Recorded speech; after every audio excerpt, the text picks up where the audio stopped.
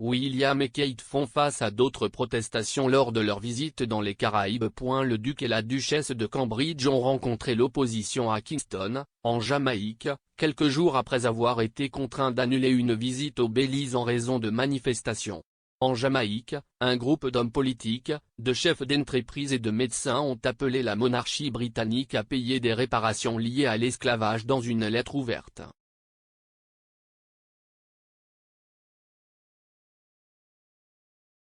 Selon l'Independent, le groupe a l'intention d'organiser une manifestation devant le Haut-Commissariat britannique demain, mardi, le jour de l'arrivée du couple royal.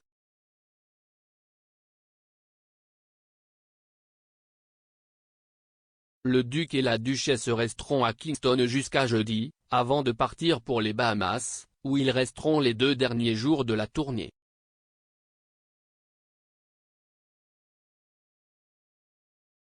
Les 3 nations du voyage sont des États membres du Commonwealth.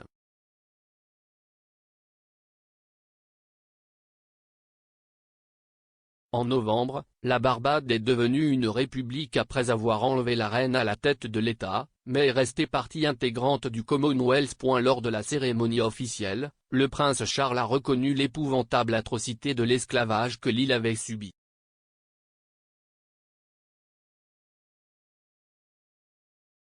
La Jamaïque marquant le 60e anniversaire de son indépendance en août, une lettre ouverte a déclaré que la visite royale était une grande préoccupation.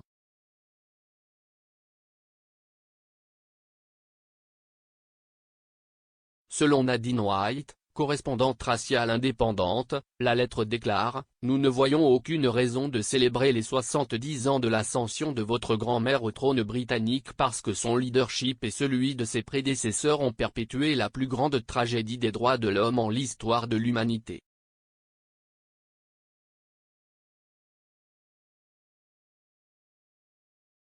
La lettre ajoute, nous notons avec une grande inquiétude votre visite dans notre pays, la Jamaïque, à une période où nous sommes toujours en proie à une pandémie mondiale et nous nous préparons à subir le plein impact d'une autre crise mondiale associée à la guerre russo-ukrainienne.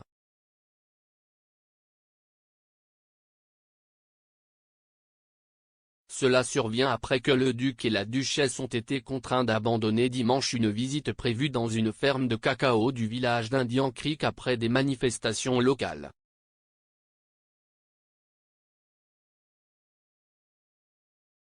Les manifestants ont été irrités par un différend sur la propriété qui est contesté entre les habitants du village et Flora and Fauna International, une organisation caritative de conservation qui a le prince William comme mécène.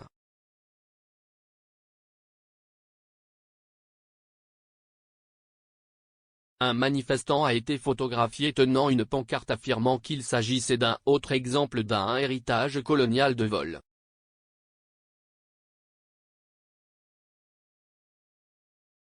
Les habitants étaient également préoccupés par l'atterrissage de l'hélicoptère du duc et de la duchesse sur un terrain de football, affirmant aux médias locaux qu'ils n'avaient pas été consultés sur l'emplacement. Le voyage a plutôt été remplacé par une visite chez un autre producteur de chocolat, avant que le couple royal ne se rende dans le village côtier de Hopkins pour rencontrer une communauté Garifuna.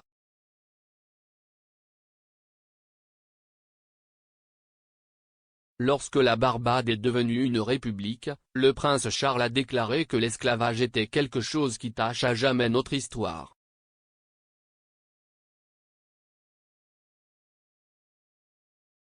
Aujourd'hui, lundi, le duc et la duchesse doivent visiter d'anciennes ruines mayas au Belize.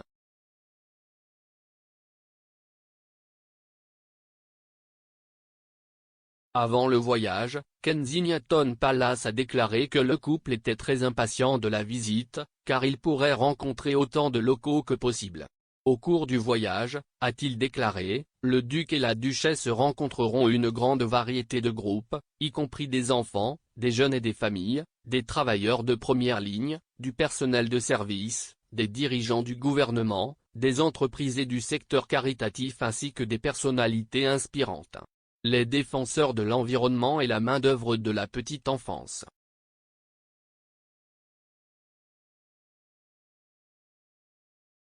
Leur dernier engagement de la journée verra le couple royal accueilli par le gouverneur général du Belize pour un apéritif dans les ruines mayas de Caalpech, à l'occasion du jubilé de platine de la reine.